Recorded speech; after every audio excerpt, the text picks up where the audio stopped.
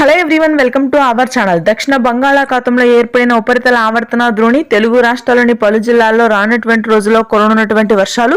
వివరాల్లోకి వెళ్దాం. ఏ జిల్లాల్లో వర్షాలు పడే అవకాశాలు ఉన్నాయి, చలి తీవ్రత ఇంకా ఎన్ని రోజుల పాటు కొనసాగుతుంది, వర్షాలు తక్కువగా నుండి ఉష్ణోగ్రతలు నమోదయ్యే జిల్లాలేంటి, పూర్తి వాతావరణ సమాచారం తెలుసుకునే ముందు మీరు ఇంకా మన ఛానల్ సబ్స్క్రైబ్ చేయనట్లయితే వెంటనే సబ్స్క్రైబ్ చేసి పక్కన ఉన్న బెల్ ఐకాన్ ని కూడా క్లిక్ చేసేయండి. వివరాల్లో గనుక వెళ్ళినట్లయితే మధ్యాంధ్ర నుంచి ఉత్తరాంధ్ర వరకు కూడా చలి తీవ్రత మరొక 4 రోజుల పాటు కొనసాగే అవకాశం ఉంది.